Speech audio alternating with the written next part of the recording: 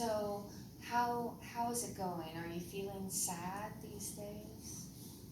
Sometimes it depends on what's going on. I think when I'm like, hanging out with my friends, well, when I was hanging out with my friends, I didn't feel sad. I didn't like experience sadness. But then I'm just alone a lot. Yeah. You know, part of that is like I avoid my family because we just argue, so that I'm alone at home. But then at school, like everybody's sort of like ignoring me or threatening me. So yeah, there's not much to be like happy about. Okay. Yeah. So when you feel sad, is it generally because something has happened or something hasn't happened? Or is it something you feel when you wake up in the morning you feel sad? Kind of both. Like sometimes I wake up and I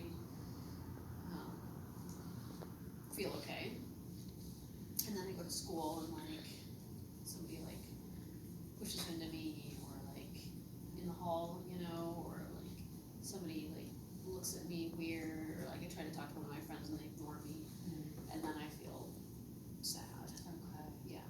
Well, that would make me feel sad too. Yeah. If I were ignored.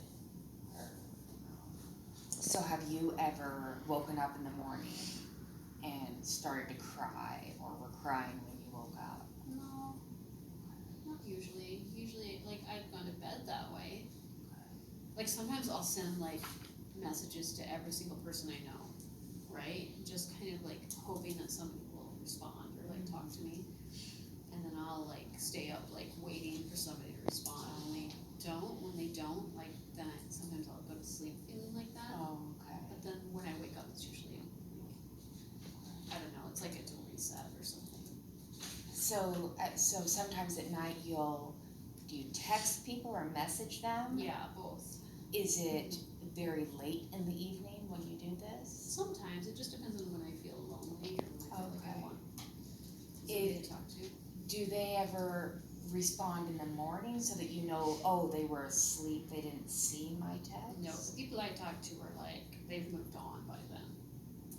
What do you mean? Like if they haven't like responded to my text within like a few minutes, they've gotten a whole bunch of other messages from other people, and so they're like not going back. I see. Do you know what I mean? Like I do that too. Like if like I don't respond to things from like the day before. So do you think maybe they're sleeping when you text them at night? I don't know, because when they need something, they're texting me at like 3 or 4. In the morning? Yeah. Oh my. Yeah. So I don't know if it's that, or I can see that they've read it. You know, because you can see if somebody reads it, and then I see that they've read it, but then they don't respond. Oh. And that just, I don't know. That hurts my feelings. Yeah, that would hurt mine too. So about the depression then, I know you take medication for your depression, and maybe that seems to be working. If you're feeling sad because something happened, it's not just being sad without having any reason why. Yeah. It seems like there's like a reason. Okay. Yeah.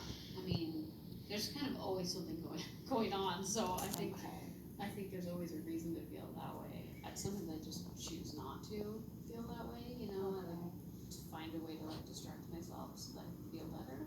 Okay. Because I think in the past you may have been depressed even though nothing happened before you started your medication. That might be true. You'd have to ask my mom. She tells me that it's working.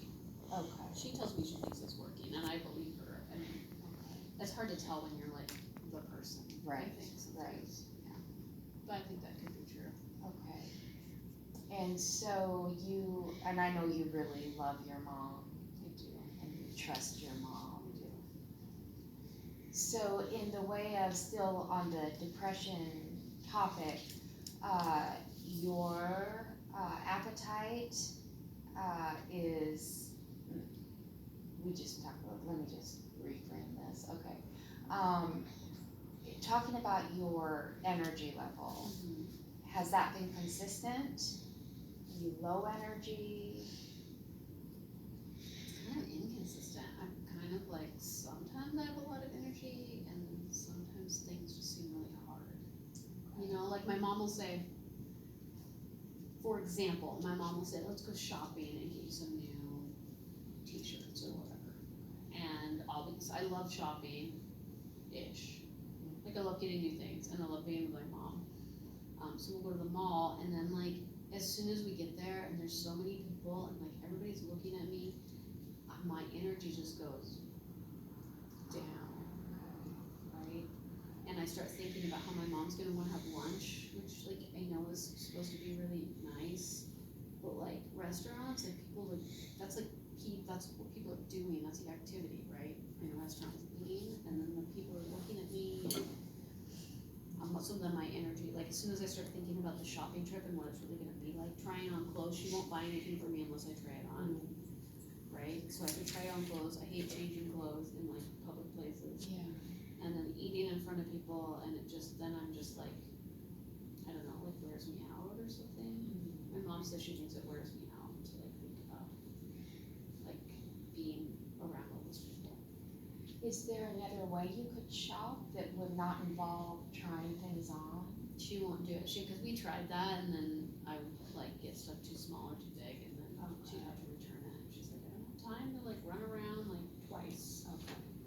Yeah. And she's, you know, my old counselor was like, you have to go like try to like do these things, Oh, okay. like to be, I don't know, less anxious about it or something.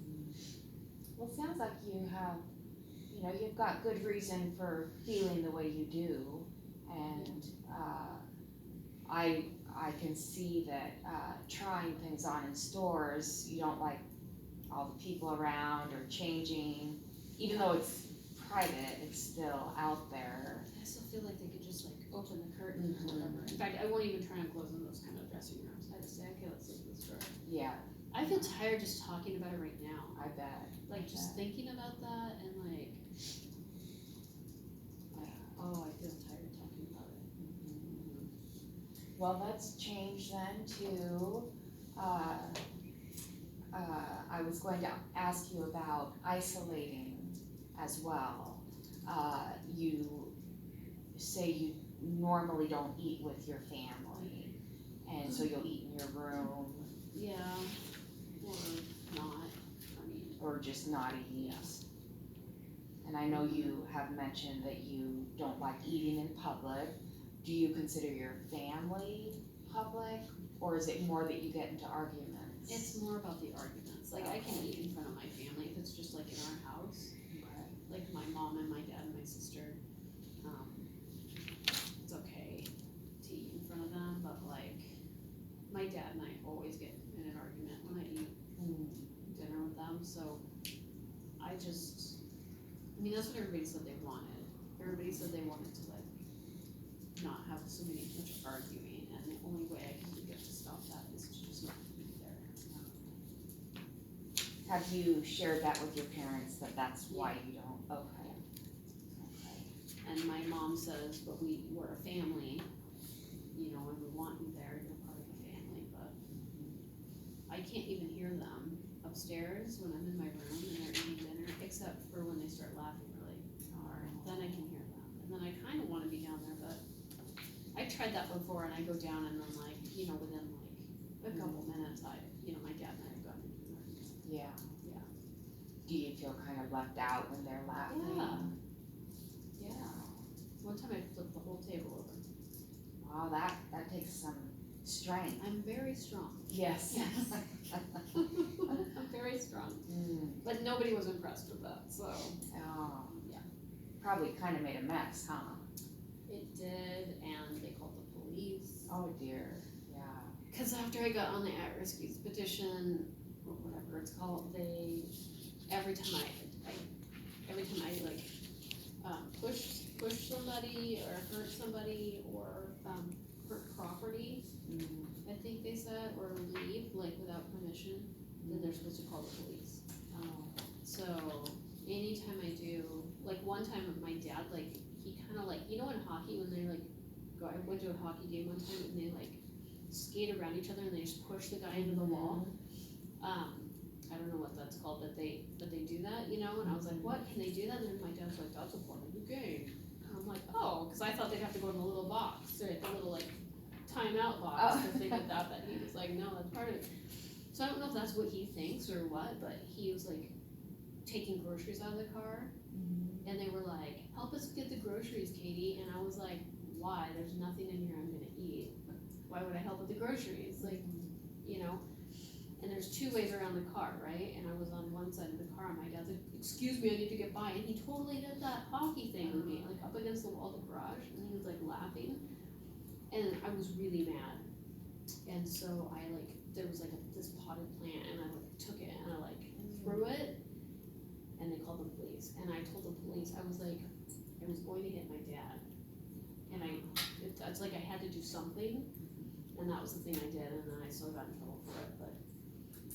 So I don't know what they want. I mean, I thought that was better.